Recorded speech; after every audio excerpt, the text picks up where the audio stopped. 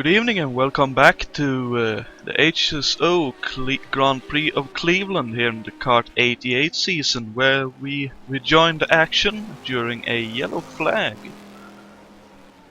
There were a yellow flag. I don't know if there were a safety car or not, because I just came here from the airport. I unfortunately got detained there. But in the booth I'm joined by Scott Urick, who has tried to keep the action going as well as he can. Good evening, Scott. Good evening, everybody. Glad you all could join us. And we have a rash of, the whole field's coming in for pits now. And I see that Dana Schurer, no sorry, that's David Yates, isn't it? Was driving the number 3 this evening, who was in the lead at when the safety car was called. Yes, Dana has a deeper pits box than David Jakes had, so... Man, Jakes is out already. I think he's held serve with his pit stop. Let's see who comes next. Coxon is out.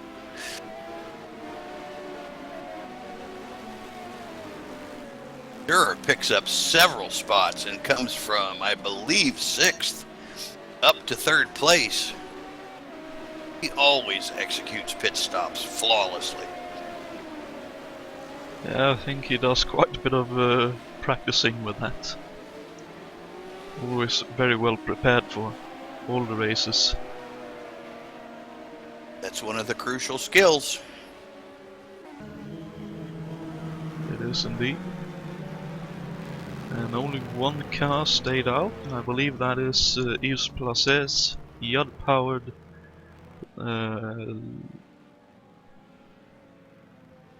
Lola, isn't it? Lola.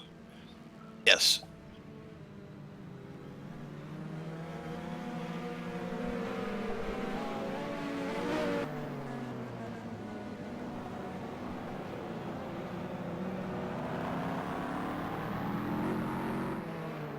You can see that a lap behind currently is at least 2 cars.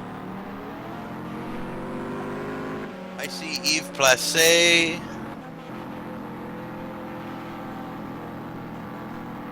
Jason Whited, and Bruno Chacon. They are all on the tail end of the lead lap. Bruno's coming in, so he will truly go a lap down.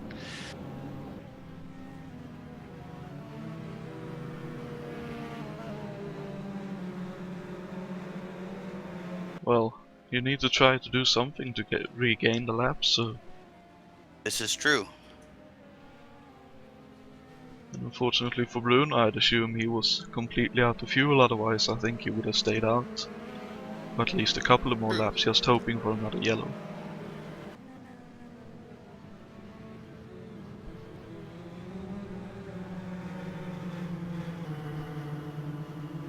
You can see quite a few different lines during the yellow here. Yeah, Yves Place stayed to the very inside of the track, while Jason White stayed very, very wide indeed.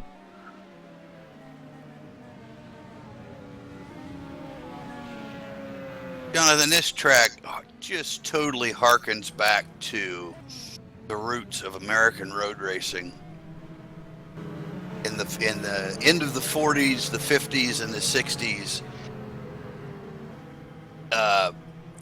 airport road racing was huge. They were just the most readily available tracks. Of course, after World War II, the Air Force had built something everywhere, either for training or for transfer or for sharing.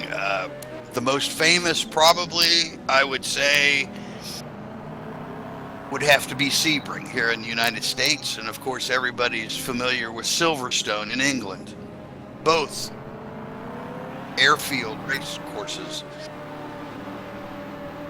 But modernized for over the years. Well, the yes, faster they're cars. modernized, but these cars are, yes, there have been safety features put in all over the place, but The older cars, if you can think of the sports cars back in the 50s and 60s, big roly-poly things. Now that we have these 1988 thoroughbreds out here trying to run on this concrete pavement all the way around with expansion seams every 10 feet, it has been quite a roller coaster ride. Yeah, I've heard that many drivers have been a bit perplexed with how to get the cars to go, and how to try to stay on the racing surface. This is almost more like riding a rodeo than driving a race car. And with the power these cars are putting down, it's so easy if the car starts hopping to lose traction, and a lot of drivers are struggling with just that. How hard can I put the power down? In one place you may be able to go flat out, and 2 feet later, if you hop over an expansion strip, then the wheels pop into the air and freewheel, and the next thing you know, you're facing everybody coming at you.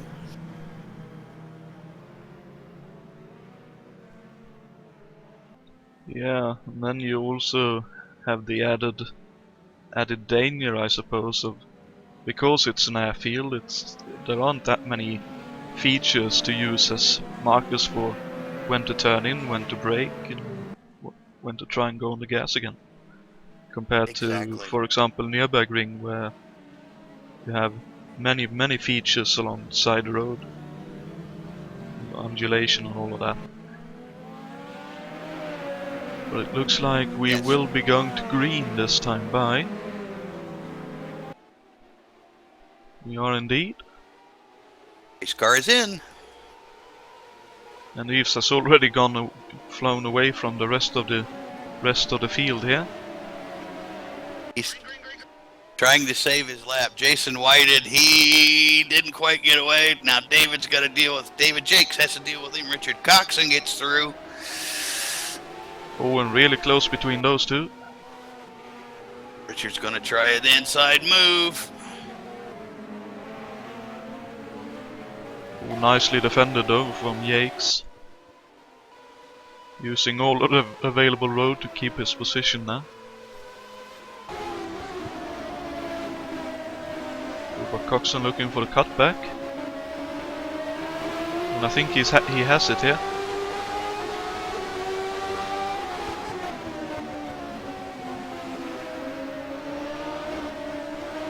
Maybe not. Jakes has a very good grip in the rear end of his car by the looks of things. He was pretty squarely coming out of 3 and 4, but still managed to pull away from Coxon. But coming back towards the line, we have Jakes and Coxon. And it looks like Jakob Fredriksson, if I'm not entirely mistaken. That could be another. Sorry, Dana Schurer in third, and then we have Fredriksson fourth, Vidal fifth, and Drexler fifth. Let's follow the lead battle for a little bit longer here.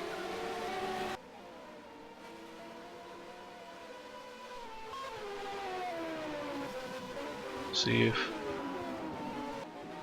Coxon's initial move. Oh! Jakes is very loose.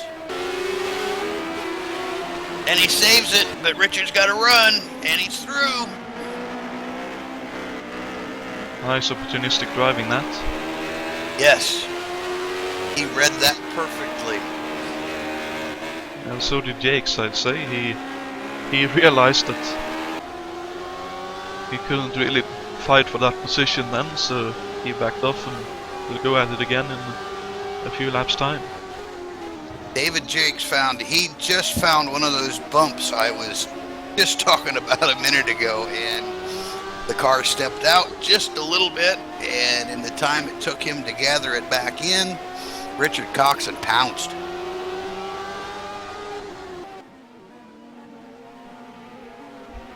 Yeah, and that's sort of how you need to drive around here, because it is difficult to pass, and every pass puts you in quite a bit of danger from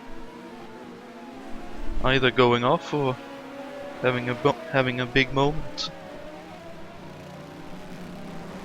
And Jonathan, this track is very deceptive because there are acres and acres and acres of concrete. It looks like the track is 8 lanes wide, but the line is so very specific if you want to go fast. Oh, the leader's coming up behind. Oh, that's one of the places where it's very dangerous indeed. And here comes David Yates looking up the inside again because Coxon got held up behind Yves Placé, so to cut you off. Nope, you're fine.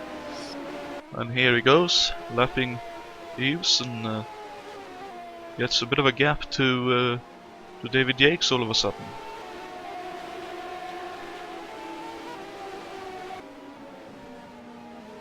Because I remember watching, I believe it was the 1999 race, where I think there were 3 or 4 car pileup coming off what would then have been the 3rd to last turn, where we saw that action between Coxon and Placé. Yes. And of course, more recently what has become turn 1, which is turn 3 on this particular layout of Cleveland, has seen a lot of different action, and I think maybe one of the more memorable ones where the teammates, not sure which team they were driving for, but one driver was called for blocking when he left more than half the road going into turn 1. Yes. Sort of 5-7 years ago, something like that. And the marshals that day were calling the line very tight, despite all of the width of the road. Ooh, Coxon hung up behind Bob Halata for a second. But it looks like he's fine either way. Halata staying to the very inside and lets both the leaders by. That's very heads-up driving. I noticed a mention before. Bob Halata, yes, he moved over and let him out of the way. So did Yves Placé back at turn 3, the last lap. When he saw the leaders coming upon him, he just held it wide and let everybody have the apex and go on their way. Yeah, I think what happened in the 3rd to last turn where we are right now here is that Yves weren't quite ready to relinquish the position as easily because he thought he had the pace to stay ahead of the leaders. But as Coxon overcocks the last chicane, this may give Yates a bit of a chance here. Yes, he just cut his gap in half. In Yves' defense, that is as wide as those 2 corners are there, must cut that in a perfect arc to get around there with speed, and by the same token, while you're trying to get around there with speed, you're very concentrated on where your car is going and not your mirrors. That's very true indeed.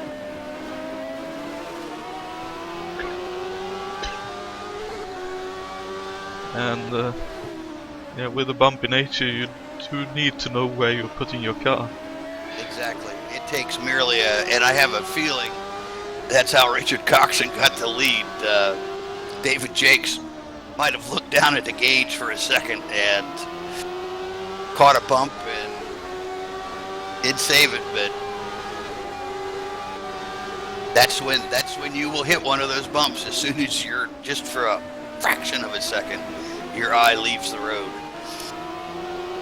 And it's very difficult to read as well where the bumps are, because with the lack of elevation there aren't clear-cut places where there would be bumps.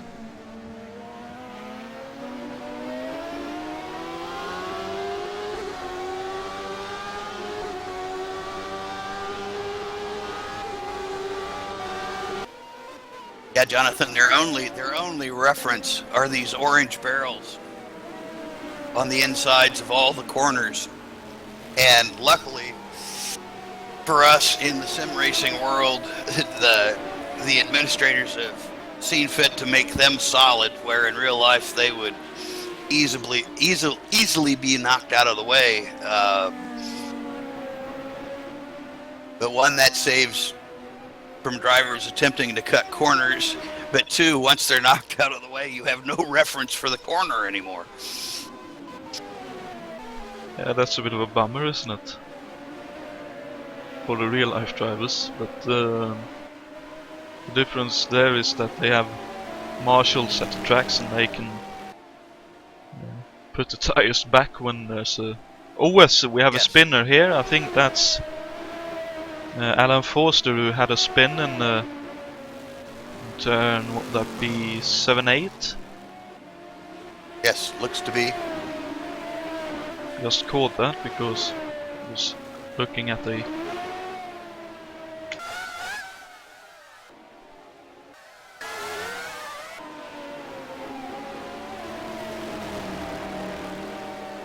Yes, he's back there fighting with Jason Fitch.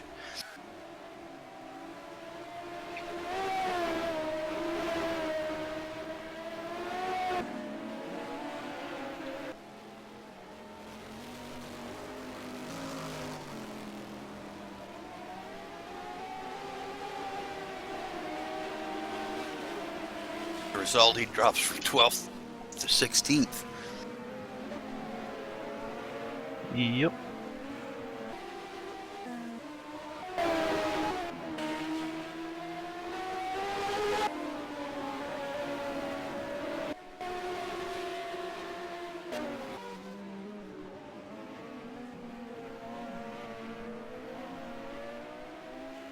And I'll be right back. I have a bit of a malfunction with my keyboard, but please keep talking for a moment. I'll be back in a minute or so.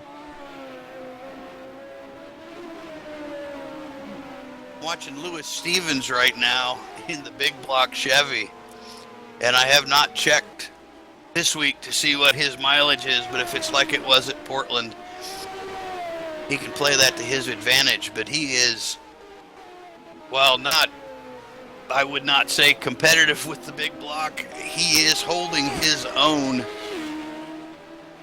and sitting right now in 14th. But he does have a little bit of an advantage. That big block delivers power so evenly that he might be able to play the bumps just a tad better than some of the guys with the big thoroughbred Chevy and Cosworth, or Chevy Ilmore and Cosworth engines. But he's cutting a beautiful line.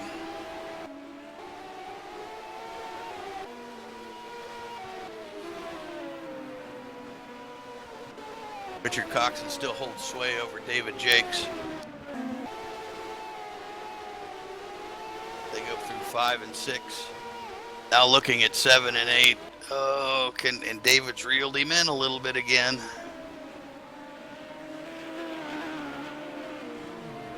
So much of this, ladies and gentlemen, just depends on catching the bumps right. And as Jonathan was saying, it is so hard to read those bumps as you're coming at them. You just have to react. If there's a big one that hits you consistently, know where to roll off of the throttle a little bit. But other than that, there's David Jakes. He's pulling up. He's cut the lead within 3/10. Oh, but he gets very sideways coming off the 2. Just a bit too much power and a bit in an unknown... Oh! Jakes is really trying.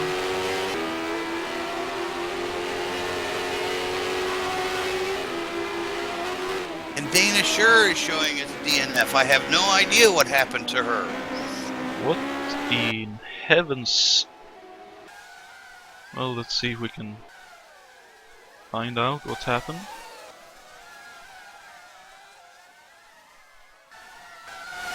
See, she heads through into the last complex and the car just skips. I think that may have been either she hit the barriers in this fair to last turn, or she had a disconnection. I think those are the only alternatives. That's very unfortunate because she had, as you said earlier, a fantastic pit stop, gaining quite a few positions there. Was Coxon dives up the inside of Juha Boss in the Quake Estate Porsche. At least I believe it's Juha Boss. I could, of course, be wrong. But that moves. Yes, that's actually Bruno Chacon in the Porsche now. Of course, Juha Boss got a offer from a different team, didn't he? After yes, he did. Portland. And in the demise of Dana Schurer, Jakob Fredriksson moves up into third. So I think he will be pretty happy with that. He's had a couple of good rounds. The last two he's driven.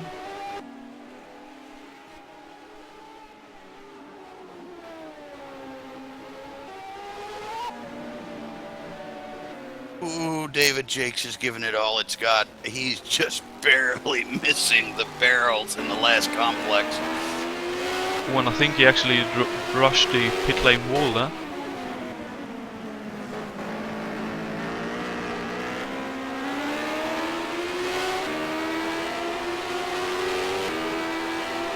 It's impressive to see David drive. He drove the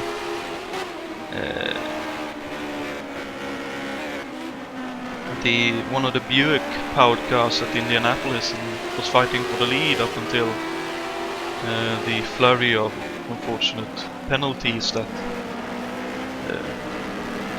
unfortunately R-Factor applied due to a bit of a... Oh, as Coxon hits a... Oh no, that was Coxon being held up by the Dale Coyne entry.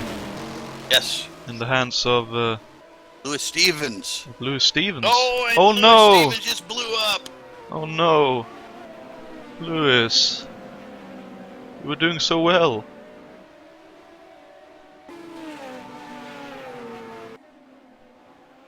Oh, that's so unfortunate. I think perhaps he just got caught in the land rush that was coming at him from behind, and he either held a gear too long or a shift got away from him. And Kowalski is around now. The scoring hasn't changed yet. Kowalski must have slipped around Jakes after the yellow flag came out. Yeah, with the way David has been going at it, it wouldn't be surprising if he had a bit of a sideways movement coming through the last chicane. Well, David didn't get the car until just this morning. So he's had limited time in it, although he is a quick study. Well, I do know that he's a very good driver, but I don't believe I don't believe he's had the preparation he would have loved to have had. But he's doing quite well with such short notice. Well, I do know that he's been driving I believe one of the 86Cs around here just to get a bit of track time. Yes. So at least he knows the track and its dangers, even though he may not have driven that particular car as much as he maybe would have liked. But let's quickly, well, maybe wait until we see whether the leaders head into the pits here. Otherwise we can have a look through the field. Looks like Coxon is heading for the pits, as does the Yakes. Kowalski stays out, as does Raoul Jereb.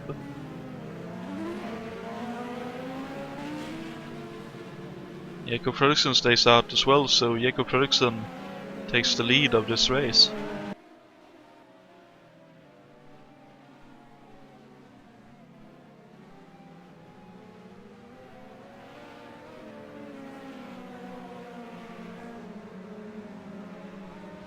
Pinsky's are in. Oh, and Coxon gets back around. Jake's coming out of the pits. Yakes had a very slow pit stop. in comparison. If Jake's had caught the wall a couple times, like you'd mentioned, he may have just been erring on the side of caution, if it's an error, and elected to fix damage under yellow while he had a chance, because he's pulling right back up on Coxon again. So it may have been a very smart move.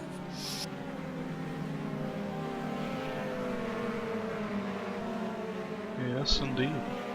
Because Richard slow rolled him pretty good coming into the pits until he cut for his box, and then I saw David Jakes jump on the gas and run on down pit road until he got to his box. So I don't think it was driver error. I do think he was fixing damage.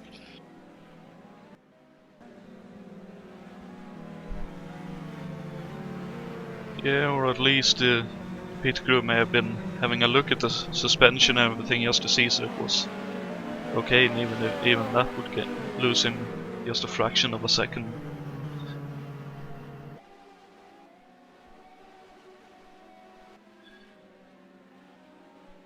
And here come some of the cars that are a lap or more behind.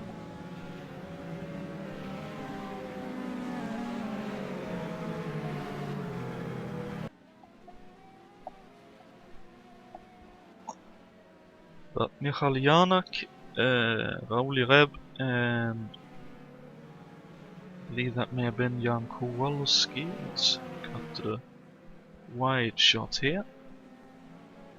Yeah, Jan Kowalski stays out, so there's 3 cars ahead of our leader, Jakob Fredriksson. And 3 cars behind him, that is between him and Richard Coxon and David Yakes, so that's a pretty good situation for Jakob. Yes, it is. Here comes several leaders. Several cars that weren't a lap down did not come in on the first lap of yellow. They chose to wait. They must be trying for a fuel window. Oh, and the AJ Foyt car with Adam Hackman at the wheel has now NF'd. That's very unfortunate. See if we can possibly find out what happened. It seems like it may have happened quite a while ago, because I'm trying to rewind there, but and I don't know what happened. Richard Wilkes is showing 7 laps down. Notice. Janak 6. Why did 5? I thought they were out of the race, but they're obviously still in. I noticed. I don't know what happened to I noticed earlier that Richard Wilkes was sitting in the pits during green flags. I don't know if he has picked up some damage or if he's been penalized by USAC. I would guess he's had some damage. As we talked before, if you hurt the suspension, it is a lengthy pit stop. Indeed. Well, knowing that Richard Wilkes has had a hand in the creation of this mod, the repair times are very, very realistic. Yes, they are. I remember back last year, I believe that would have been, we had a German championship using the GTPC mod, the endurance mod that yes. VLM, I believe, created that one, but it has been updated and altered by HSO, and I had an off at I can't remember the track, but it was an airport track just like this one. The repair time was, I believe, 6.5 minutes. I wouldn't doubt you in the least. I know you could, if you lose a front wheel on one of these cars, you can bring it to the pits and they will fix it beautifully. But it takes 10 minutes. And that's... Which is remarkable. Indeed. If you think about it in real world terms, but it's horrible when you're in a race.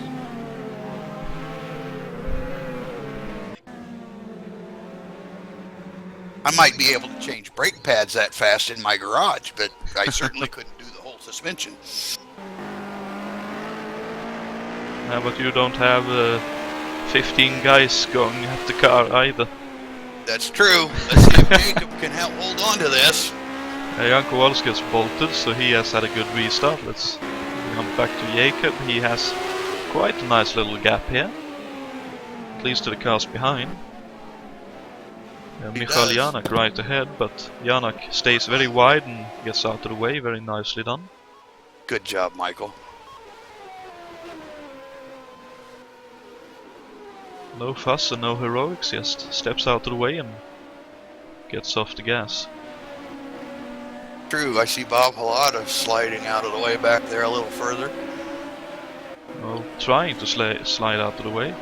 It's can be difficult to get out of the way around here, even though as you said earlier, the track is very wide, but with the bumps, which are very prominent, any kind of alternative line will...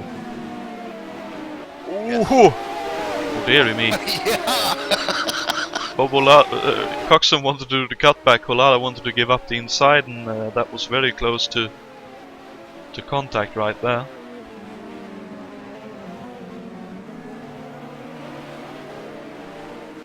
Ooh, has David Jakes had another moment? He's dropped back to 5th. Oh, sorry, yeah, that was David Yates getting caught up behind there. My apologies. Yeah, he loses 2 positions. It looks like he may... No, Alberto holds on around outside, just like Yates did 10-12 laps ago. The corner here just a little bit. Nope, he slides in behind again. Well, we can see behind a big gaggle of cars. Everyone vying for position on the heading into turn 4 and 5.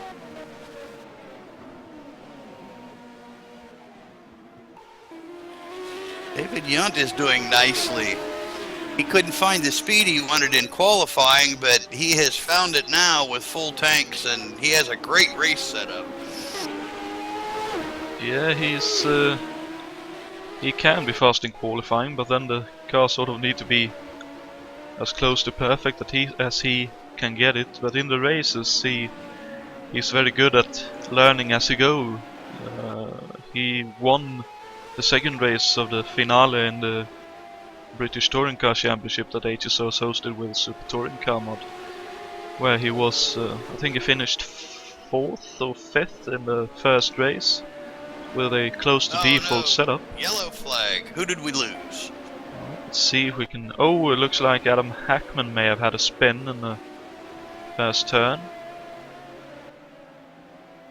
At least that's what it looks like. Oh, Hackman's out. He's out. Oh, sorry, that's not Hackman, and that's Jason Fitch. My apologies. Looks like he may have had a spin in the opening chicane.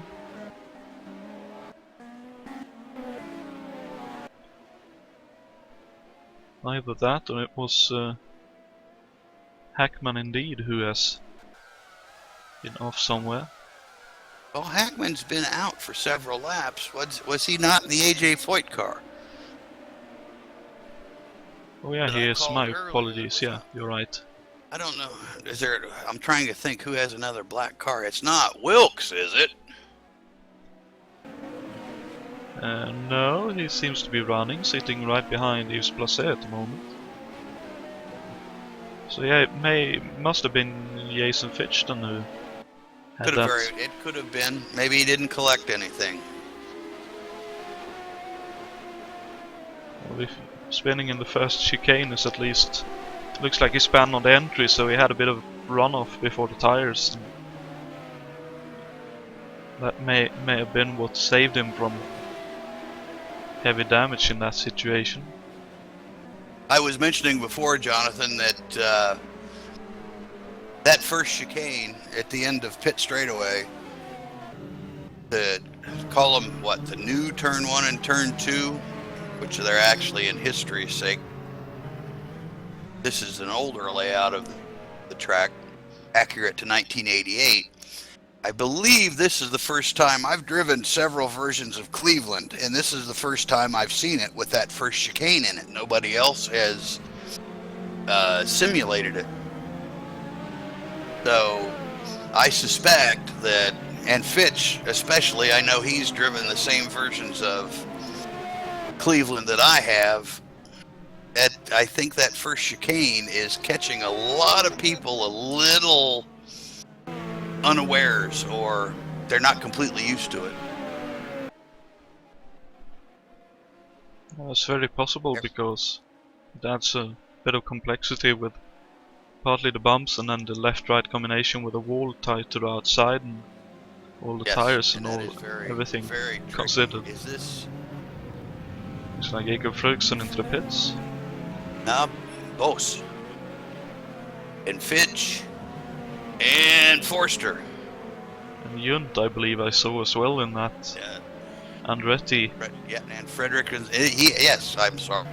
Fredriksson was in very quickly. Kowalski coming in as Fredriksson goes out. Oh dear, Kowalski had a bit of a moment trying to get into his pit stall. Oh, and and there's a big wreck at pit exit. Oh no. You're joking, right? Nope, there's a huge wreck at pit exit.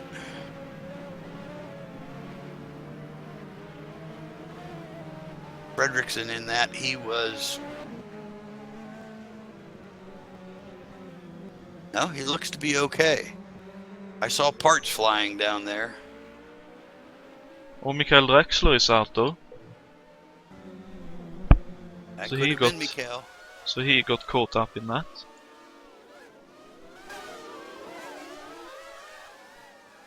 And that all started with him trying to get out of the pits by the looks of things. Let's see if we can possibly catch what happened, riding on board with him. Jan Kowalski was getting into... Oh...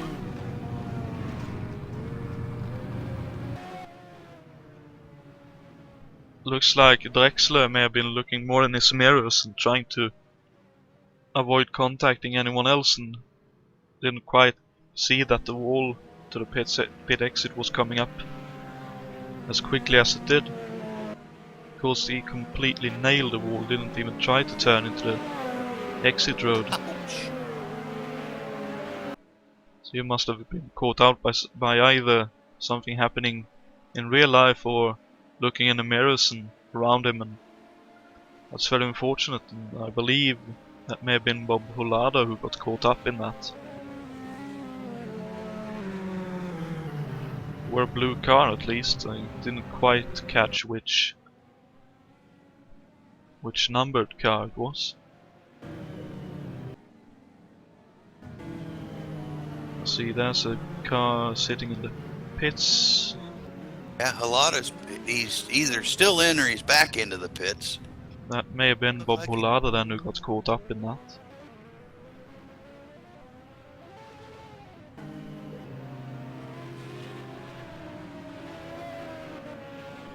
That may very well have been Bob Holada, but I'm not entirely sure.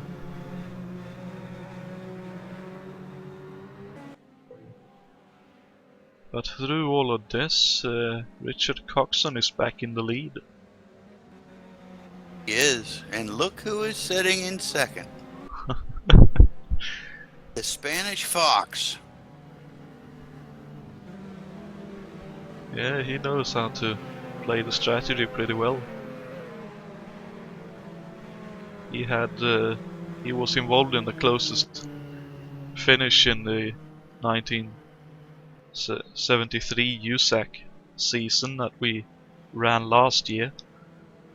Opening race of the championship at Texas, he finished, I believe, 1200s or some 12 thousandths or something ahead of Dana Shure, going side by side over the start finish line to end off that race. Yes, Coxon in first, Ibanez in second. Ray Riddall moved up to third. Could it be the father actually showing the son how to get it done here today? It's definitely possible. I think he will want to do well, since that is Bob Wilson's old car. Yes, very much so. Of course, he may also want to be able just to call Grant up and say, "What happened, boy?" Or if they live close enough, go visit him. Yes. And ask him knock on the door. Yeah.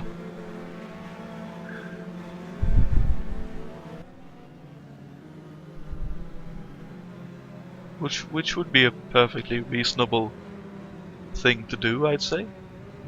Yes, let's just call it a bonding moment. Indeed.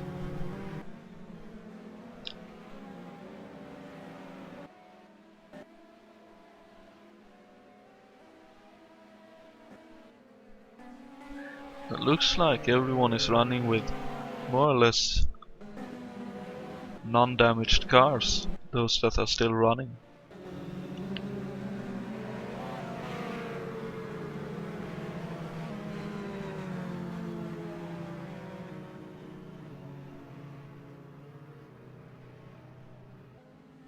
And I wonder, this would be lap 55 or something like that, right?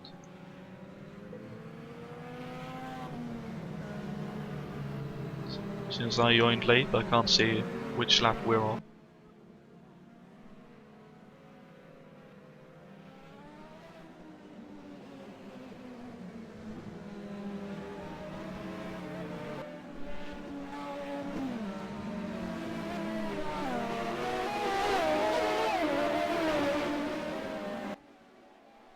I see, it looks like the safety car is coming in, so we are heading towards a green flag. And Richard Coxon has bolted away.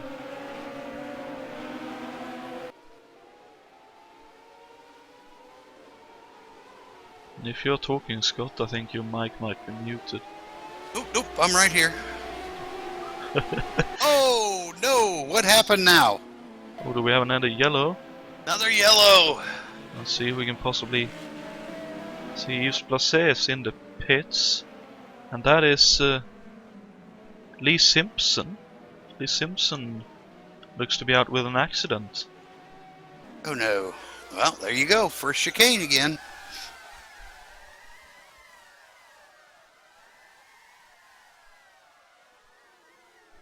And I don't mean that as any disparagement of the track or its layout. It's just that people are not ready for that.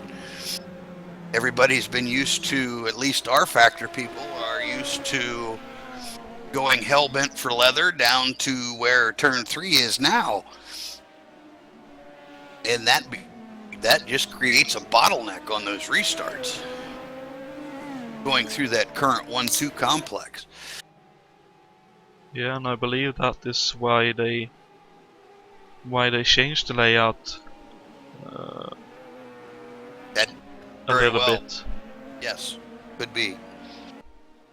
Because they realized sooner or later we'll have a massive pile-up here, and people will be at risk, and we better make a slight alteration.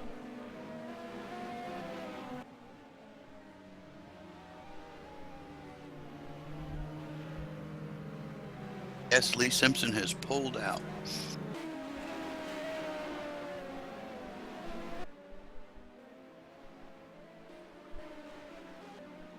With that, we are on the safety car again. We are down to 20. Will be 24 laps to go.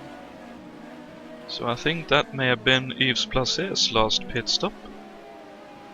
Although unfortunately for him he's several laps down, but he may be able to gain a lap or two in the last 25. Yes.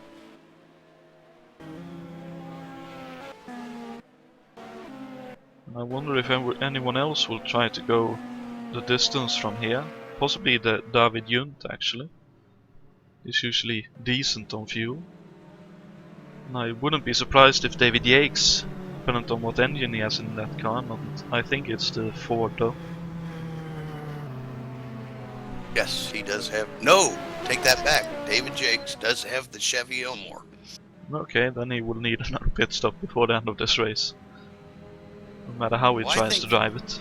I think they all may, because I do have a feeling at least some of them are going to really turn the wick up, and can't convince me that we've seen our last yellow.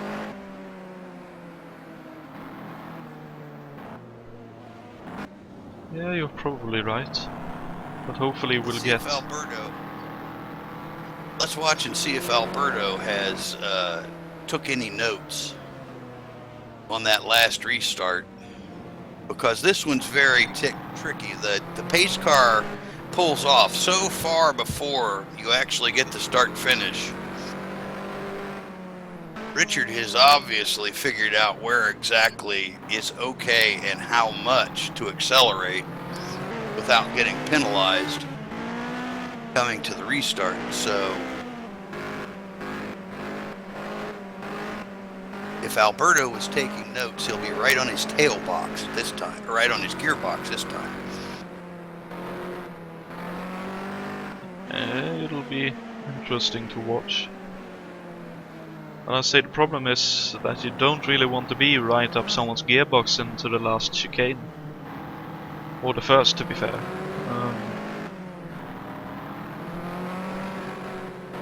Because of the tires and the loss of downforce, even though you're going fairly slowly, you still get a bit of dirty air, and that can upset the car and make it difficult to handle through that.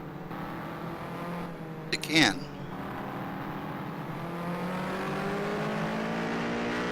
Which we partly saw for David Yates, even though he also was trying very, very hard. He was struggling quite a bit sitting in Richard Coxon's dirty air.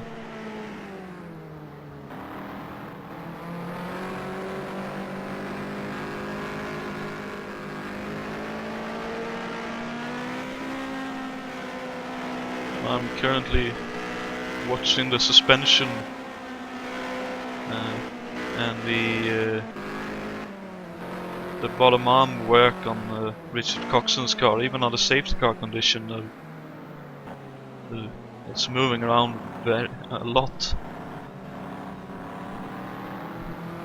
Yeah, this track requires a very, very soft setup. At least that's how I would like it, just to absorb the bumps.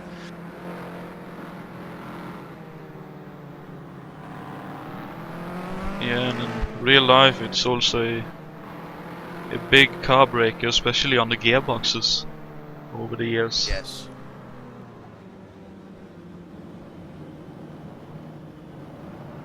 Yeah, we were talking just the other day about that, weren't we? Yeah, we were indeed.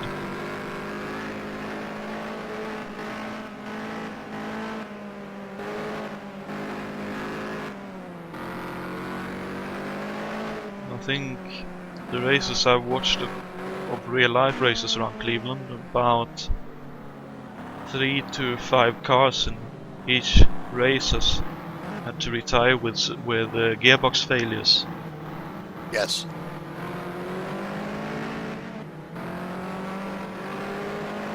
It's just such a huge stress on all the components when the cars leap and the tires spin up and then bite again and then spin up and then bite again. And these tires are so big and so sticky that it's almost like you're pounding on the parts with a 4-pound sledgehammer. Worse even. I'm not sure a 4-pound sledgehammer would be quite sufficient to explain the forces for, say, 24 pound. Yes. Or more. Just huge stresses. Well, when you're talking a 700 horsepower motor, And it's working through gear reduction, which amplifies that geometrically. Or exponentially. Yeah. And then of course we have also the stresses that go through the drive shaft and half shafts. Yes. All of those connected by universal joints. And all of those relying on bearings. They should a ball bearing is pretty tough, but you can put a flat spot in it pretty easy.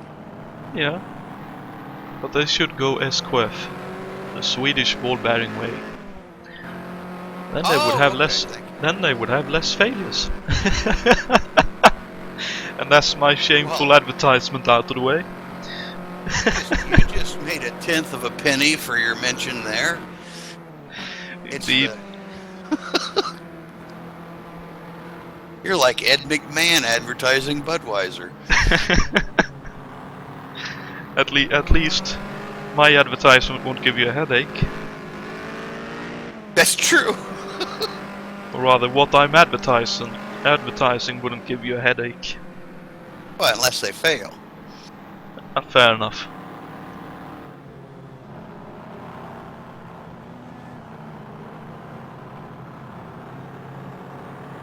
You know, Jonathan, I think I'll go out right now, call my auto parts store, and see if I can get all Esquirth bearings for my car.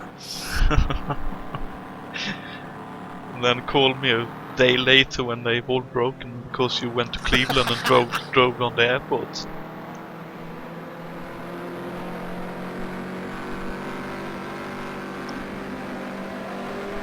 It looks like we may go into green here. Yep. Gear down and revs rise. Off in that Forster.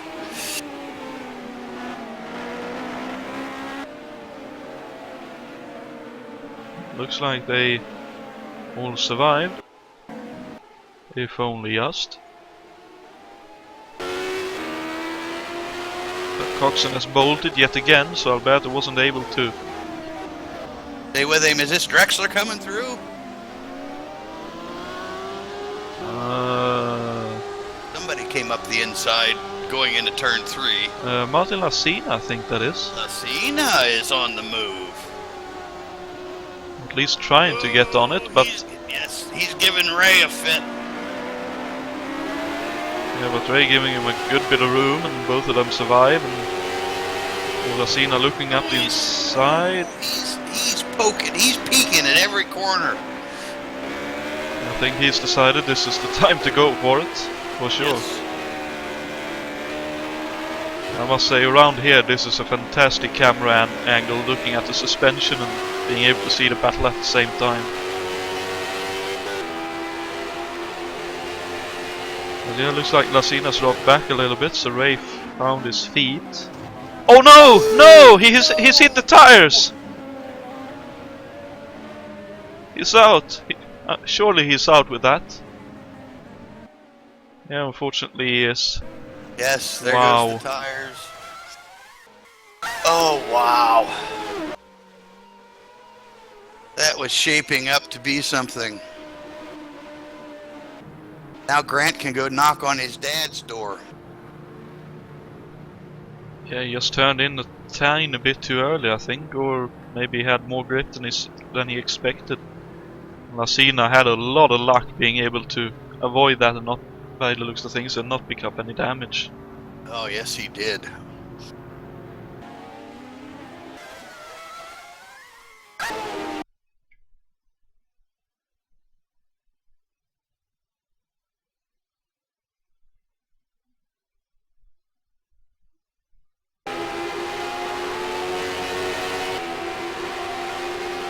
I'll give you a little bit of geography, Jonathan.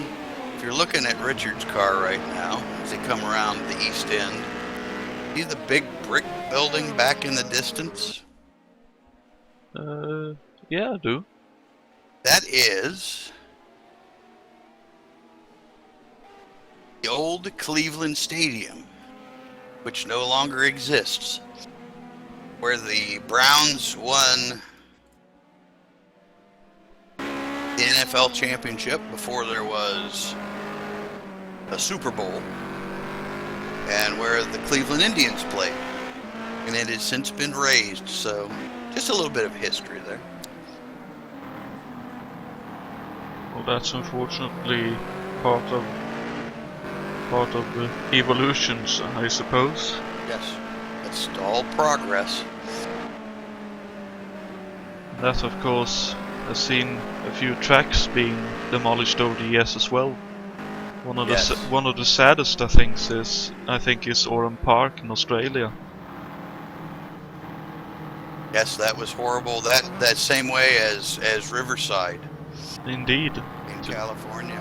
Two fantastic tracks, which are not around anymore. Ontario Speedway in California.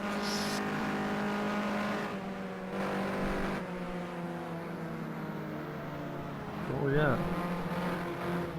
I haven't driven that one myself, so I can't say whether it's a fantastic track or not. But it was a very fast track. It was the same layout as Indianapolis, but it had slightly steeper banking, so it was much faster and much wider. We ran that last year in the 73 USAC cars.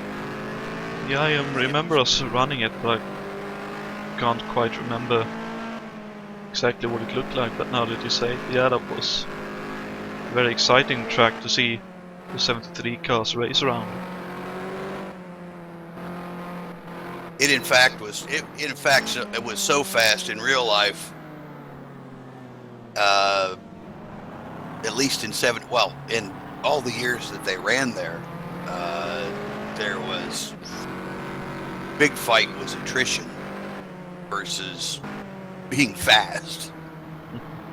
It'd be ungodly fast for qualifying, but the attrition for 500 miles of race was. It just was so much strain on the engines, and it was always so hot when they ran there. Yeah, that's one of those things that one can question. Because if you look at rallies, for example, sometimes they seem to run it at a certain time of year just because it provides such a difficult environment for the drivers and the cars. Cyprus especially comes to mind in the late 90s and early 2000s, where they ran that early June. Yes, very much so. Which is in the middle of the summer in the Mediterranean. Almost like Paris-Dakar. Indeed. As far as heat and wear.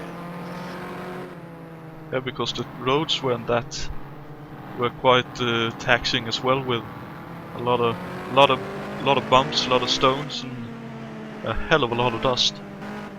Yes.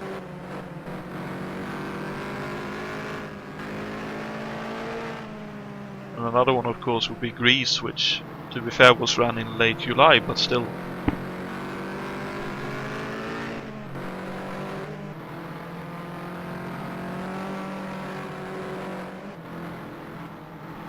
And then, of course, you had other rallies like New Zealand, which somehow always managed to have a little bit of rain during at least one of the days of stages being run. Very much so. Very much so. And also, for a bit of trivia, it's the one rally that for 3 years, while Mika Häkkinen, sorry, not Mika Häkkinen, drawing a complete blank. Wow.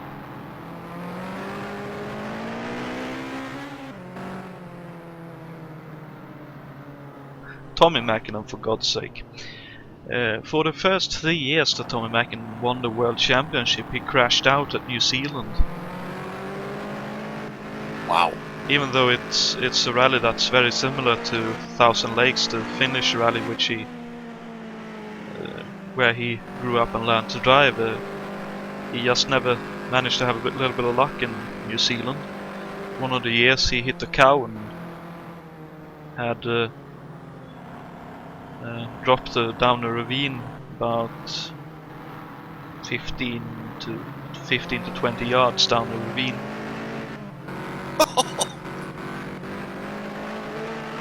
He gets the award for Ride of the Day.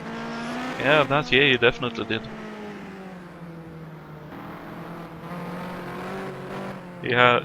But he had a few rides. I also remember Argentina 2002, I believe that would have been, when he was driving for Subaru. Him and Marcus Grönholm was fighting for the lead, and for the one of the stages on the final day, Mäkinen said to his co-driver, "I'm going for it." And the co-driver is quoted to have said, that I realized about 3 corners in that I didn't need to tell him how fast he could go through the turns. I just needed to tell him whether it was left or right. And he managed to do that until the final chicane on the stage, where the rear end came out. He hit a bank with the left rear, started a roll and rolled up into the air over a spectator. I believe it was a spectator. There's images and videos of that where the Subaru is rolling inches above a guy's head in Argentina. I'd have been sitting in the car and Tommy Hagnon said, "I'm going for it." My own response would have been, "Oh shit." Mind if I step out? Yeah. Do you need me for this one? Indeed. I have a dentist appointment. Indeed. I need to see the doctor now. Please. Yeah. I may even be willing to see my what is that? My wife's mother. Yeah, mother-in-law, yeah. Yeah. As long as I don't have to ride this stage.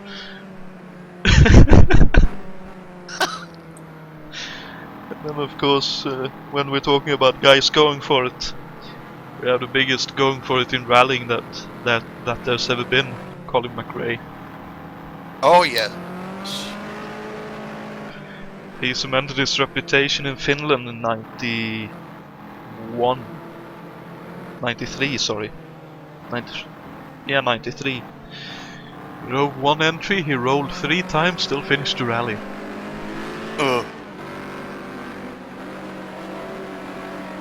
Here we go. Could this be? Pace car's in. Yeah, we are away. Looks like Ulrich Coxon hasn't been able to open up the gap as much as he did the last few times, so Alberto has finally figured it out, I think. Well, still a couple 3 car lengths, but 15 laps to go. This is gonna get hot.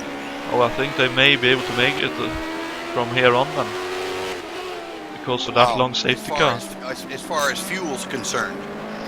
Yeah, that's true. So this will be a run to the flag. And behind there we can see, is that David Yates looking up the inside of Fredriksson? There it is. Oh, we go. Oh! And he does it!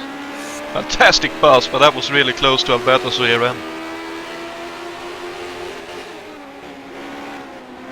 I think Alberto might have driven that corner a little faster than he ever has because he saw the other 2 coming. Ooh, and Jakes with a big moment coming through 7. Oh, he was very close to the barrel.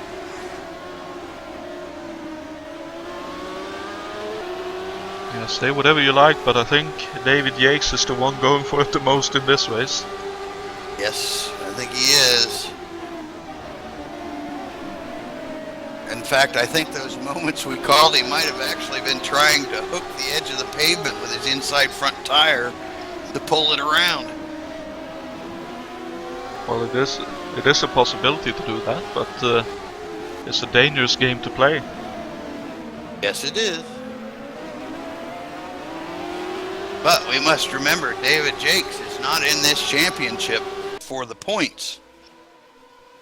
No, he isn't indeed. He's here for the glory of winning the race. All he wants is the trophy. He does not care about points. But I've never seen him almost never seen. Oh, as Alberto has a big moment through 6 and 7. That'll open up second place. Oh! No, he holds on! Wow. He made it fairly clear to David there. I'm not going to let this go. Smoke up at the last corner. Oh, Alan Forster. Did Forster blow it up? Possibly.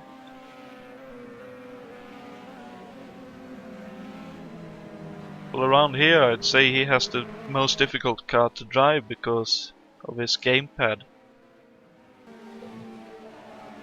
No, he is able to go, but I think he may... Sorry, go ahead. I continue to give that guy kudos. I don't know how he does it. Can you imagine how dangerous he would be with a steering wheel? Yeah, it would be. Give him 6 months to get used to it, maybe less. But he does such a fantastic job on these road courses. Yeah, he does indeed. He does indeed. I think... No, he didn't. That is... Doesn't look like he blew the engine. He hit the outside barriers and broke the suspension. Just as we were watching the fight between Jakes and Ibanez, I saw out of the corner of my eye, I saw smoke going down that final straightaway. Yeah, that was Forster trying to get back to the pits, but with the broken suspension, his the belly of his car was dragging along the road, so he couldn't go forwards. Well, Jonathan, this is going to shape up to be less than a 10-lap sprint. Ooh. Likelihood of everyone surviving. Whoa, Richard Coxon heading into... No, he doesn't. No, he ducks out. Playing a bit of games, but looks like now Jan Kowalski ducks out as well.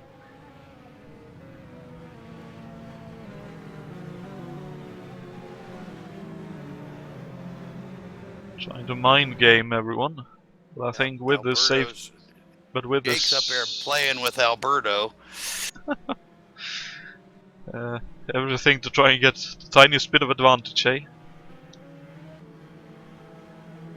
I'll tell you what, Alberto might not be willing to pull right up on Coxon's gearbox. But David Jakes will be willing to even hop up and sit on Alberto's rear wing if he would like. Almost thought you'd say something G-rated at that point. No.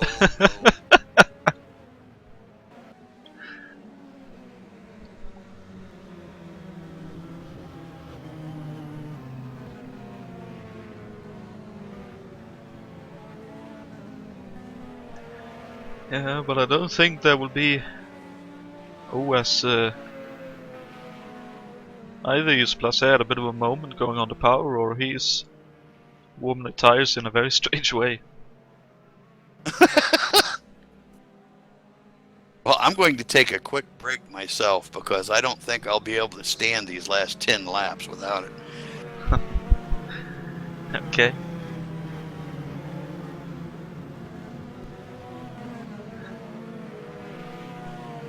Well, looking at the standings at the moment, with Coxon first, Ibanez second, Jakes third, Jakob Fredriksson fourth, David Jund fifth, Jan Kowalski is it? Jan Kowalski is sixth, seventh for Jason White, eighth for Jason Fetch, ninth for Juha Boss, and 10th for Martin Lassina, 11th for Raul Jereb. I think he's on the lead lap. He is indeed, and he's the last driver on the lead lap, so we have technically 12 guys who can win this in the final sprint to the flag. Now we have 13th, and in the pits Bob Hollada, 14th for Bruno Chacon, 15th for Yves Placé, 16th for Jason Whited, 17th for Michal Jana coming out of the pits, 18th and out now is Richard Wilkes. So Richard Wilkes has retired in the last few laps, that's unfortunate. Well, I suppose the damage was too much for him in the end. So we have 16 drivers, is it? 16 drivers still left in this race, of which 12 can still go for the win here. That's pretty amazing. Or at least I believe 12 or some. Well, let's see.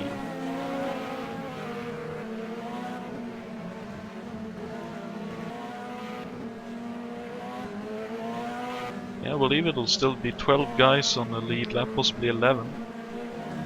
But yeah, that's a lot of guys who can go for the win if it all falls their way. User joined your channel. I see 10 there. This is going to be hairy. Oh, my apologies, 10, but yeah. As we are joined by Richard Wilkes. Richard, what happened? What moment of the race? Here we go. Back to green. Oh, and they're all. Okay. Just about okay, I'd say. That was a bit close. At the start of 70. No, at the start of 71. So yes, exactly 10 to go. Come on. Let's go for it, fellas. So Coxton leads, Ibanez second, Yakes third, Fredriksson fourth, Junt, Kowalski, White, Fitch, Bos and Lasina. Need to remember who was in the 22 car. We were a bit close back here between Junt and Kowalski. Kowalski looking for a way by. Oh, and David Yakes going for it as well up ahead. So how are we how are we going to be able to follow all of this? It looks like it's 6-7 drivers who is hanging on to the lead group as such. And here comes Yakes, he has a good run. Ooh. Thinks better of it. I think that's a good idea. A smoke out. Oh, and he set him up. Oh, but that Penske has some good grip. Even with that. Oh, he has a good run through here though. Gets caught out a little bit by the bumps. And Fredriksson hanging back a few car lengths, just looking at it and saying, nah, I'm just going to wait a little bit. Oh, on the grass for Yakes. The thing is this. If they all stay as tightly bunched as they are, if somebody up front catches one of those barrels in the corner, they're going to take out all four. At least four. And that's a very high probability of that. Yakes had a bad 5th turn and he has a bad 7th as well. Struggling in that dirty air for sure.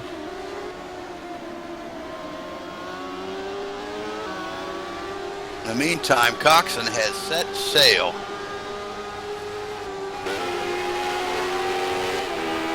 Yep, and here comes Kowalski around outside of David Junt going into the last chicane. Oh, still side by. Oh, he just ducks in behind. I think that's discretion. Is a better part of valor for him there.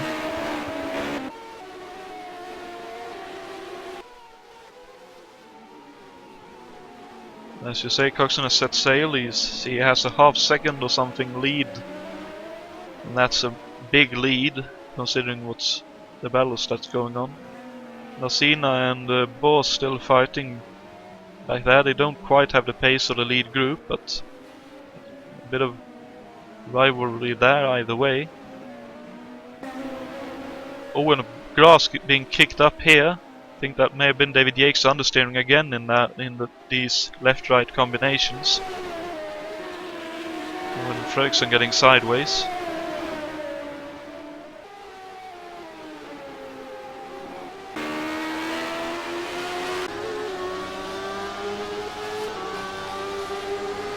Hey, Jonathan, do you think they're on the limit? Yeah, I don't think there's much left in this. When Yates has a fantastic last chicane here, may have an opportunity into turn 1. Not quite. Oh, but he's quick on the brakes. They've got the same engine, so He needs the to punch do. off the corner is very much equal. He may need to get a bit creative with where to pass him here.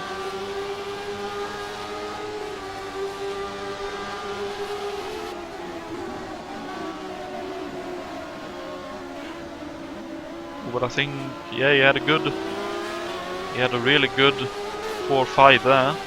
See if he can get a good run through 6 and 7 as well. If so, he should have a bit of an opportunity because Alberto is actually a bit sideways here. Not quite. Yakes had a bit of a moment on one of the bumps.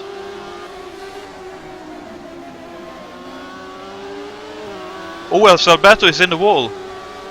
He definitely hit the wall then. David Jake seems to have the measure of the course on this front side, but Alberto seems to have it on the back side. This is very even. Yeah, it's a bit of a philosophy difference, I suppose. Much like tracks. Oh, as Yake's looking up the inside. That's a bit of a dive. Oh, he's going to put the power down. He's got to put the power down. He pulls even. He may have this here. They both brake late, but Jake's brakes goes up the inside and is up into second. But here comes Alberto. He has a big run. Going up the inside, and he gets the overlap, and he's back past. And Fröksen being under attack from Jan Kowalski's David Juntas disappeared. I'm not sure what's happened to him. Oh, Jakes is in the grass. Oh, dear me, get it stopped. Get it stopped, man. Get it stopped. Oh, and nobody gets collected. Fröksen got collected a little bit, but I think they survived just about.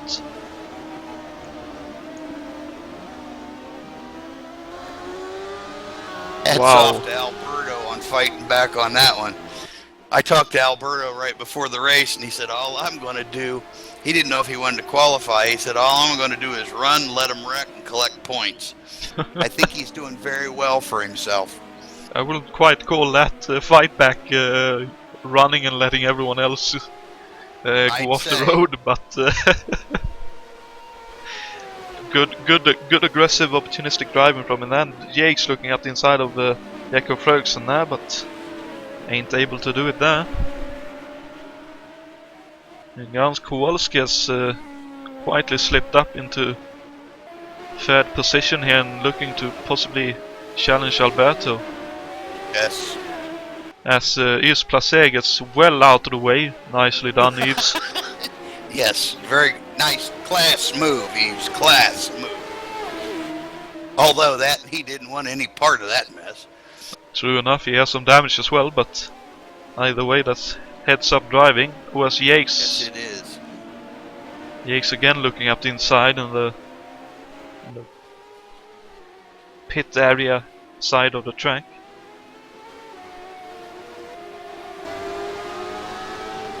And I suppose we have 4 or 5 laps to go now. Yes, we are on 76. No, we finished 76. 4 to go. Okay. So Jakob's still holding on to 4th back there. If only just because Jakes is right up his gearbox. Oh, and Kowalski. Oh! Oh no! He's. Oh no! No! No! No! No! No! Oh dearie me.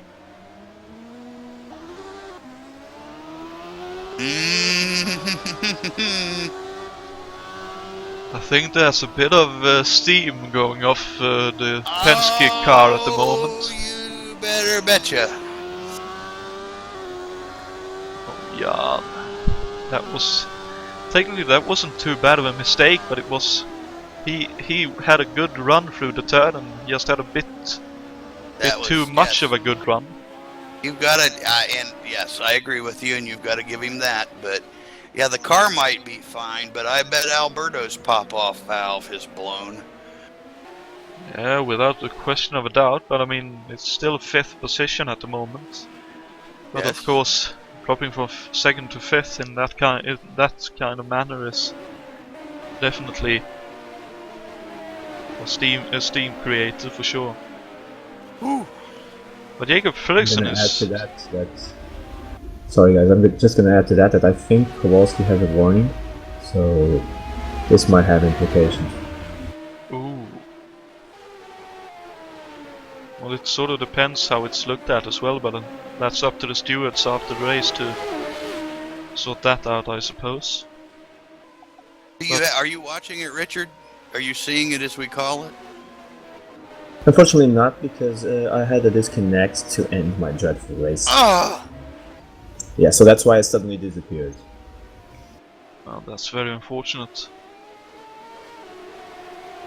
We were all waiting for the rematch between you and Radal. Well... Oh, Kowalski sideways, sorry to cut you guys off. Kowalski has to... Yanks? No, I don't think... Right in front of somebody. Yeah, that was David Yates. No contact, it was just a bit of lost time.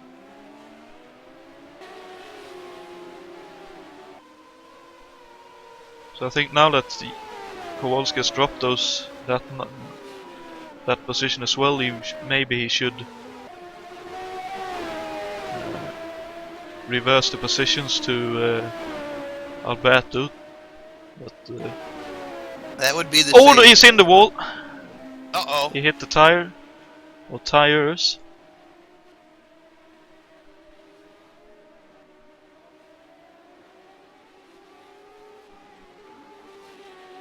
He may be... The engine is gone, so yeah, Jan Kowalski is out. I think we're on the final lap.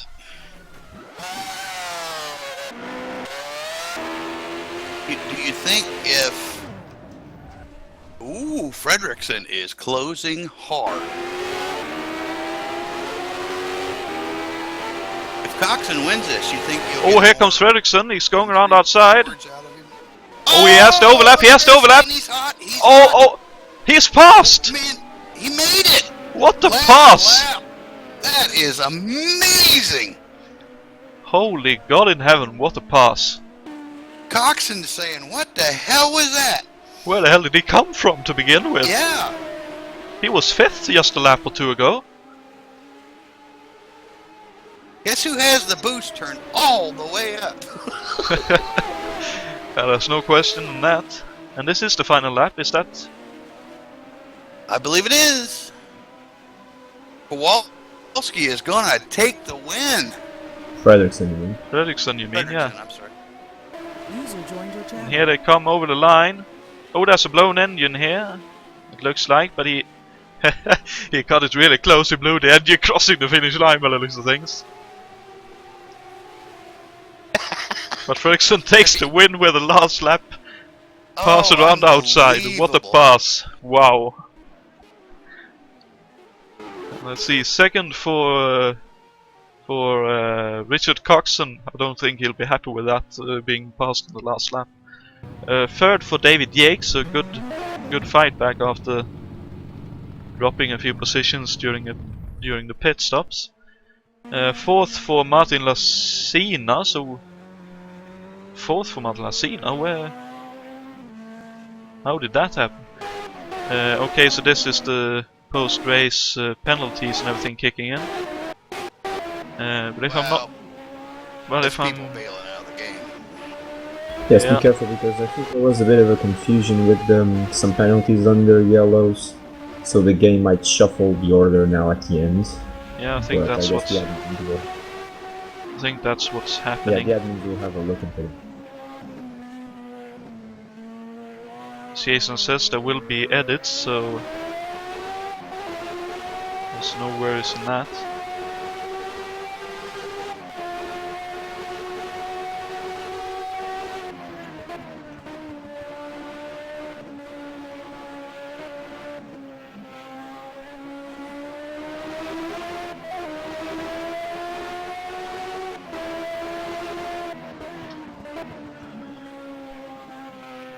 But yeah, that's a finish and a half, wasn't it? Good Lord, I didn't expect that, and Wow. there you go.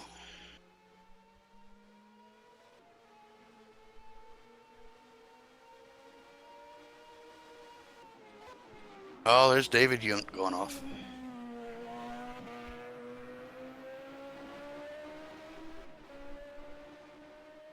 But Alberto. yeah, Hey guys. good evening.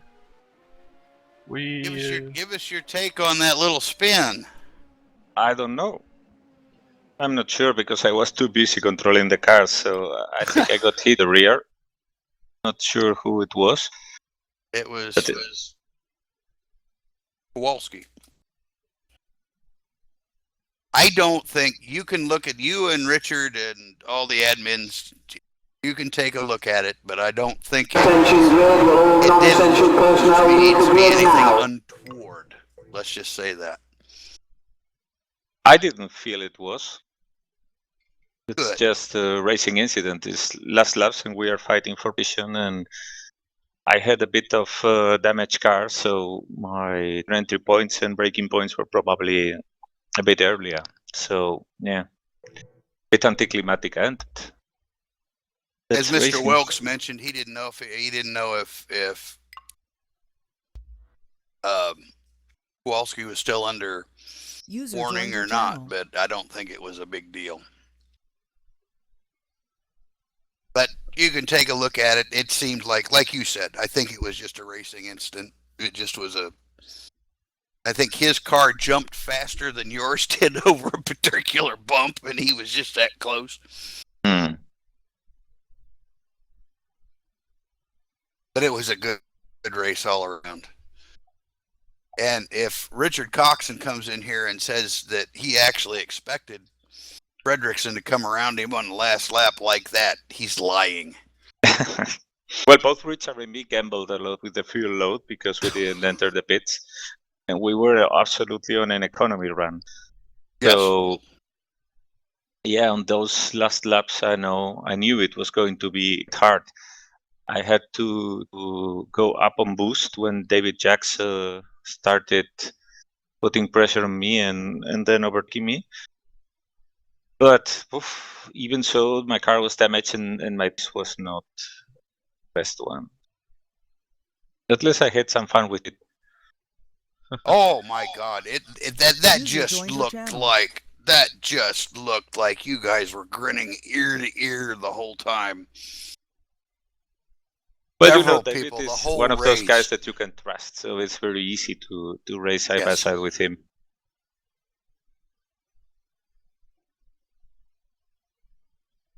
Oh, that's good to Yes, hear. he's good like that, and man, he was doing everything he could with Coxon, and then with you. It was a great race to watch. Yeah. Okay, who won? I'm not Jakob, entirely was sure. I think it was Jacob though. They think it's Jacob right now, but who knows? Well, Well, the pending Fredrickson, penalties or something like that. Yeah.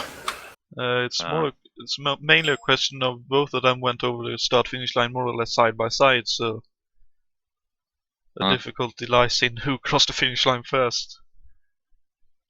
Fredrickson passed Coxon on the outside Going into of 4 and 5. 5 and 6, if you count the dog leg out there as Ah, 4. yeah, indeed. Sorry, 5 and 6. But Fredrickson just hammered it coming out of 3. Yeah.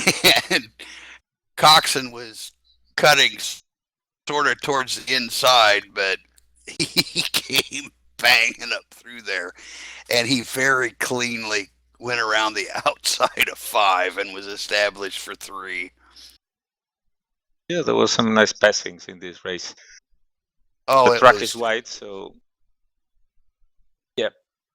there were Give that masterful passes all day long.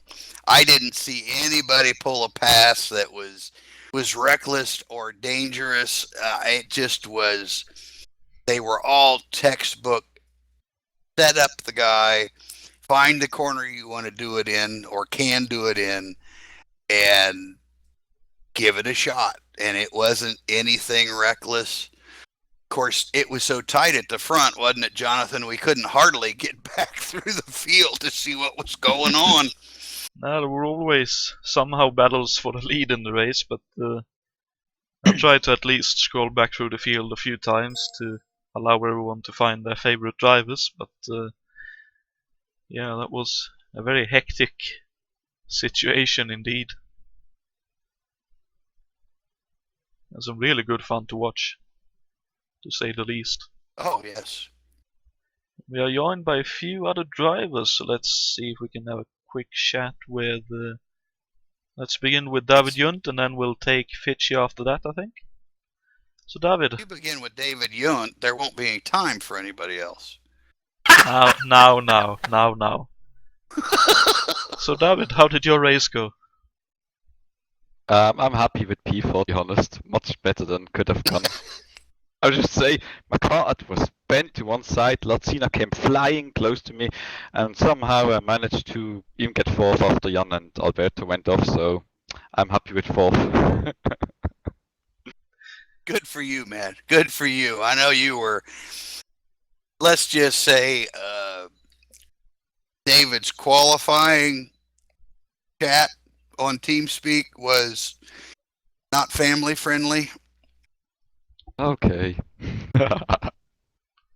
Yeah, I had a few issues with the car, to be honest. I told him he needed a Durex sponsorship. Yep. Yeah, use protection, okay. Yeah, kids, always use protection, don't forget. I thought you said preservation. Yes. Yeah. I changed it now. Okay. I want to impress myself again. But no, very, very well done, David, in the race. You actually, while you may not have had the qualifying setup, you certainly had a race setup in it. And even if you didn't have a race setup, you definitely drove the car to its fullest potential with what you had, by the looks of things. That was an excellent drive, mate. Okay, let's go now. Good night. That was a fun race.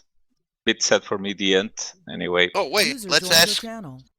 Let's ask Alberto real quick before he goes. Just your wrap up of the race.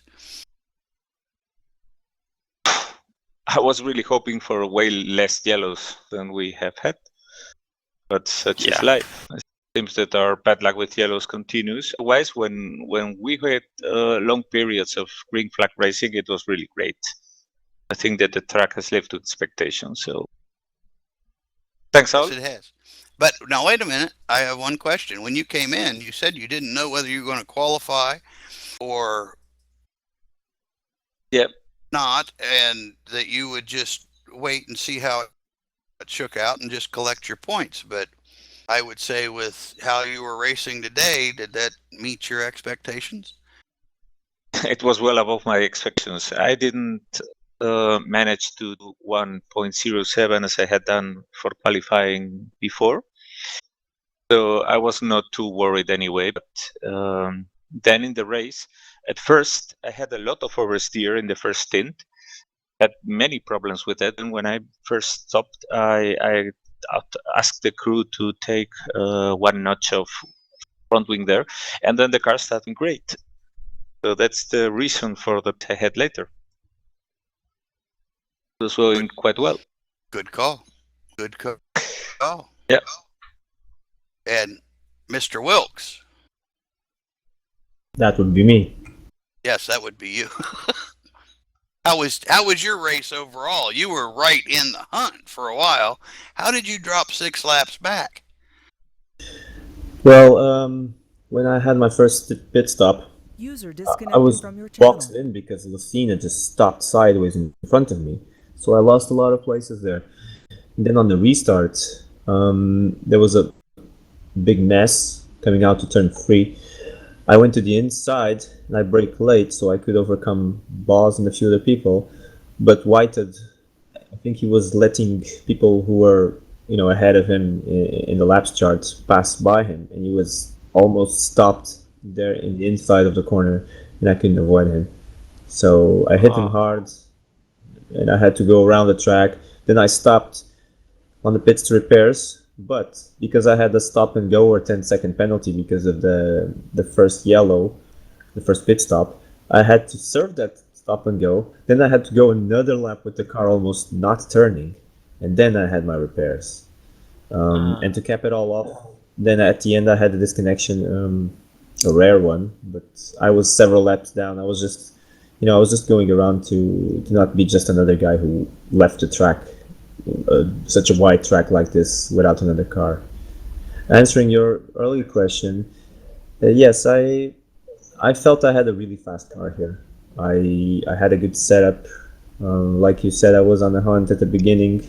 I think I could have done well, but such is luck.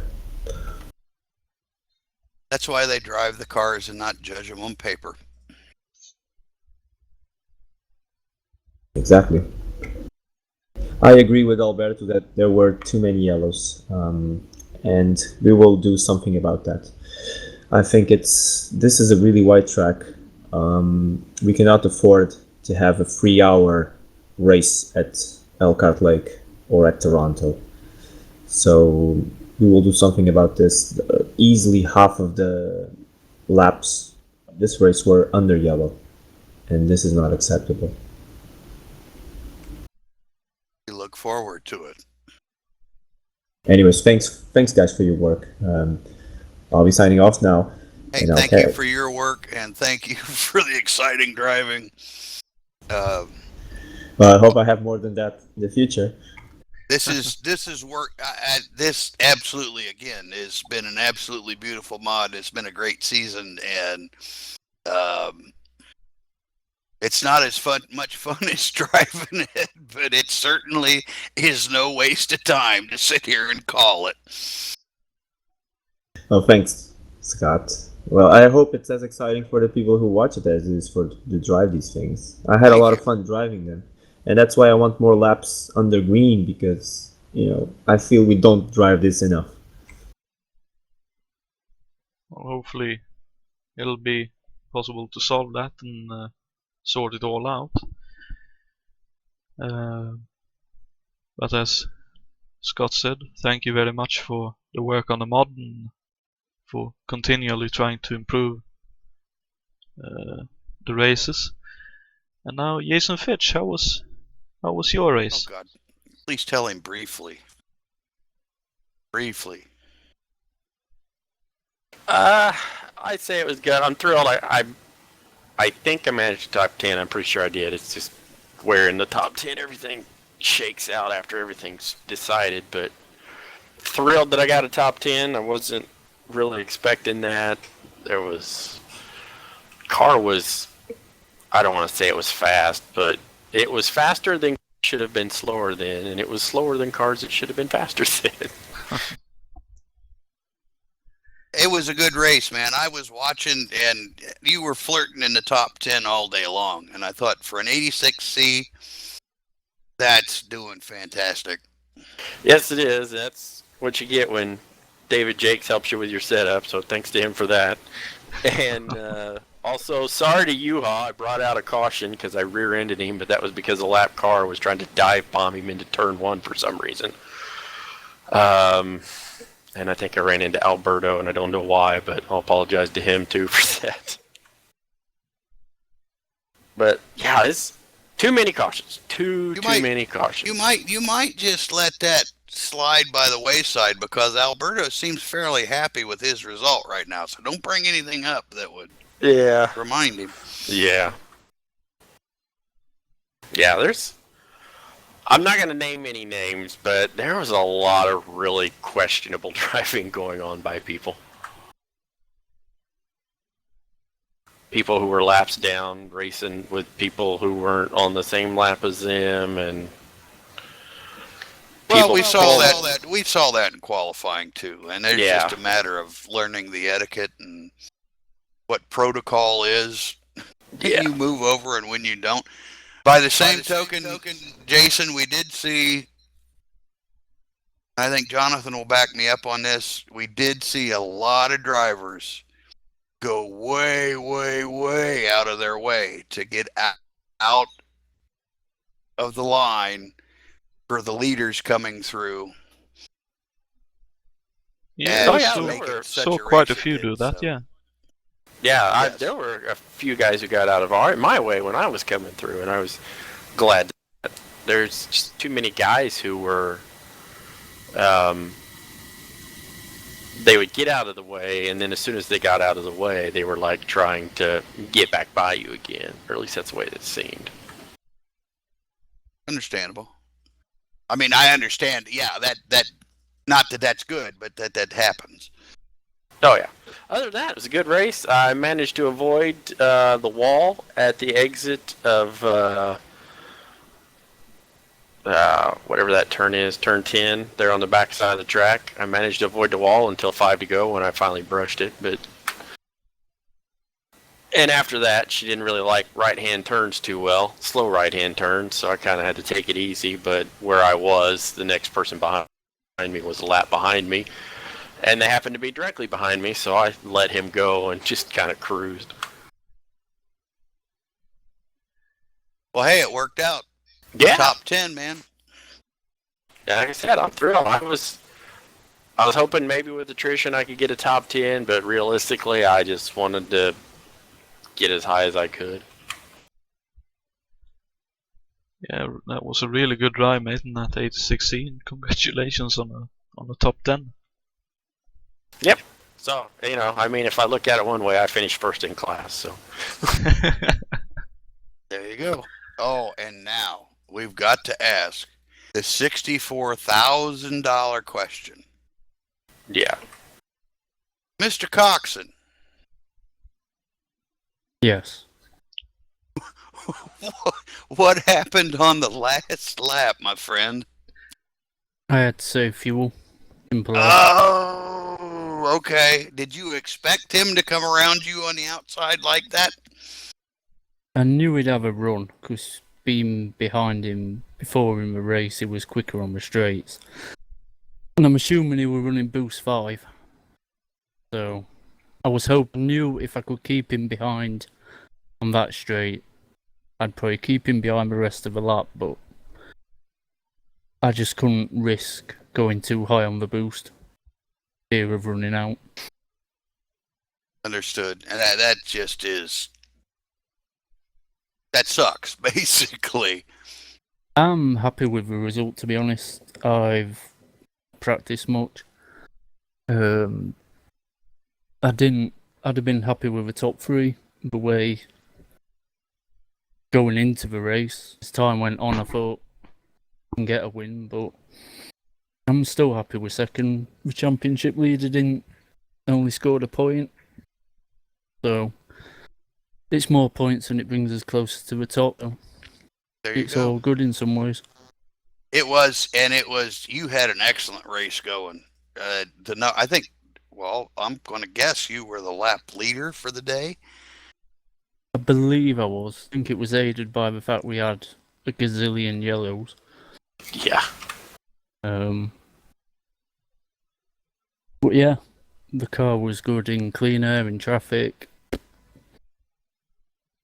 I'm quite happy with it as the race went on. Got better and better. You Had to be a bit careful. Had Jake's chewing on you for a while. Was he tough to keep back there? I don't want to sound big-headed, but no, I was. That's okay. I wouldn't say I was ever really pushing that race. Not to an uncontrollable level, just to a nice, steady level where I were in control, and That's a very nice feeling, isn't it? it's the best feeling ever. I wish I had it at Portland. But 2 seconds in 2 races, I'll take that any day of the week.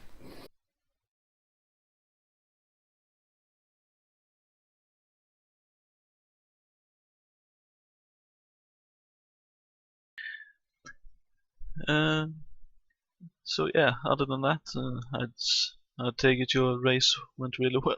Went really well then, Richard.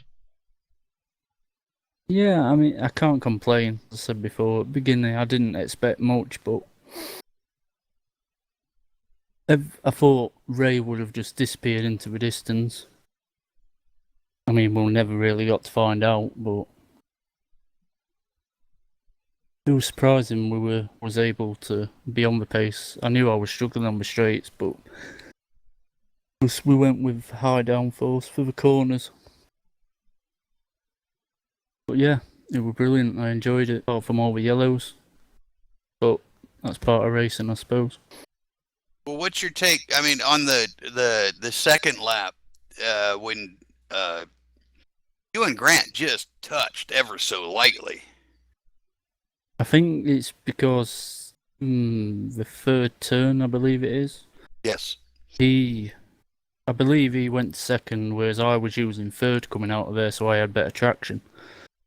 And he probably got really good traction in second. It was just enough for him to brush me. Okay.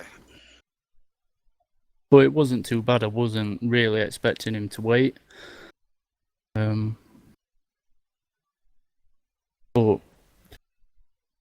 it was generous of him that he did. He didn't have to, in my opinion. Yes, I thought that was a very class act, and then he kind of, and I think he was rattled by it, because then it was shortly after that he got into, I believe, Kowalski. Yeah, because I think he was directly behind me. Yeah, trying to gain back positions. He was giving back positions. He gave you the pass, and I think a couple other people slipped by him, and I don't know if that made him mad or got him frustrated, but and he just wasn't driving like like Grant Riddall. So, well, I mean, it's just the way it is sometimes. Yes. You either get the luck or you don't. And this time he didn't have it. Portland he had it. Long Beach he had it. And that bad luck will hit us all at least once a year. I mean, if we look at the 73 season we did, Dana had brilliant luck first half of the season, but the second half she had atrocious. So Yes. Well, very good. Great job at any rate. And yeah, the second place is fantastic. Too bad about the fuel, or I think it would have been a slugfest to the end. Yeah, if I had more fuel, it might not have been as close, because obviously I'd have been able to run higher boost come the end, but you never know. If I had more fuel, I might have pushed too much and crashed, so one of the great unknowns. There always is. That's what makes racing great. It is. So with that... Anyway, to all the drivers here, fantastic races, every one of you. And the drivers who aren't here, everybody, at least that I looked at, like I said, the passes were marvelous. They were all done in textbook fashion. I saw no dive bombs. I just saw great setups and great passes, and that's all I've got to say about it. I'm still got goosebumps watching that last lap. Yeah, that was a crazy finish to the race, and with that I think we'll be capping off this broadcast. So to all the drivers, thank you very much for putting on the show, and to those who joined us, thank you very much for joining the broadcast booth and having a little post-race chat with us. And also thank you very much, Scott, for sitting in the broadcast booth with me and calling the races. It's great to have a bit of company. Thank you, sir, for letting me. Yeah, great. I'm so grateful you let me be here. This is as close to as much fun as actually getting in a car. So I'm having a ball. That's great to hear. Hopefully you'll still be able to race the 500s at least with decent machinery. But yeah, with that, thank you very much for tuning in, and again, apologies that I were a little bit late. I got held up in the airport. In other words, I fell asleep on the couch. But anyway, the opening 26 laps we'll put up either a small highlight package of or a full video broadcast of that. We'll see a little bit how we solve that, but it'll be uploaded during the week either way. So with that, again, thank you very much for tuning in, and I hope you tune in a few weeks' time when we'll be in round 7 of this championship. But until then, take care and have fun. Good night, everybody.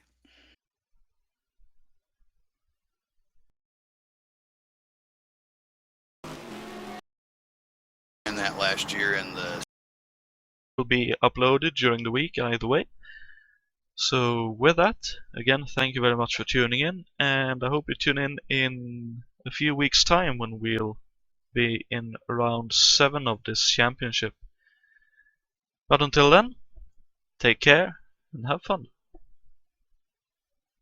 Good night, everybody.